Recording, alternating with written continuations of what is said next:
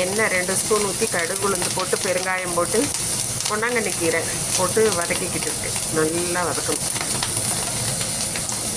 இதில் வந்துட்டு 2 தக்காளி மீடியம் சைஸு கட் பண்ணிவிட்டு உள்ளே போட்டு புளி தண்ணி ஊற்றி பூண்டு போட்டு அரைச்சி எடுத்துருக்கேன். இவ்வளவே. இப்போ இதில் ஊற்றிடு.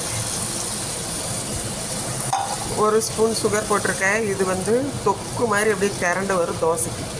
நம்ம புளி சட்னி பண்ணுறோம், இது பண்ணுறோம். வெங்காயம்லாம் போட்டு இது ஆனியன் போடாமல் இது மாதிரி தொக்கு மாதிரி பண்ணி அப்படியே 2 தோசைக்கு விட்ருக்காங்க.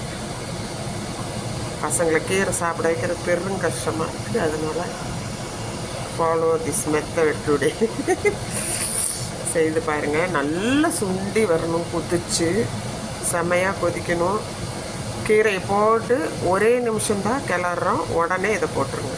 கடுகு உளுந்து பெருங்காயம் தாளித்த உடனே கீரை, அப்புறம் 1 ஸ்பூன் தான் சில்லி பவுடர், 1 ஸ்பூன் சுகர், 2 தக்காளி, பிஞ்ச் ஆஃப் மஞ்சத்தூள், உப்பு, பூண்டு ஒரு 10 பல்.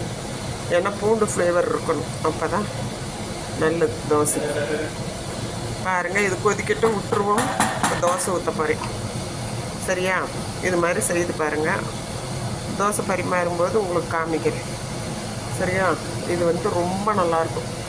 ஆனியன்லாம் தேவையில்லை. ஆனியன்லாம் போட்டால் நிறைய வந்துடும். அப்புறம் 2 நாளைக்கு வச்சுக்கிட்டெல்லாம் இந்த கீரையை சாப்பிட வேண்டாம். அதனால் இன்றைக்கும் நைட்டுக்கும், இப்போவும் நைட்டுக்கும். சரியா?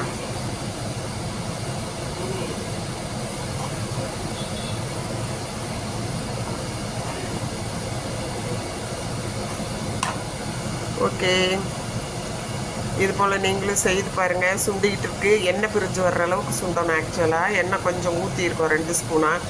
எப்போவும் 1/2 ஸ்பூன் தான் தாளிக்கறதுக்கு ஊற்றுவேன் சட்னிக்கெல்லாம். இன்றைக்கி 2 ஸ்பூன் ஊற்றி இருக்கிறதுனால அது சுண்டி வரணும். சரியா? தேங்க்யூ ஃபார் வாட்சிங். சப்ஸ்கிரைப் பண்ணிவிட்டு பாருங்கள் தயவு பண்ணி. டெய்லி வீடியோஸ் வரும் இனி.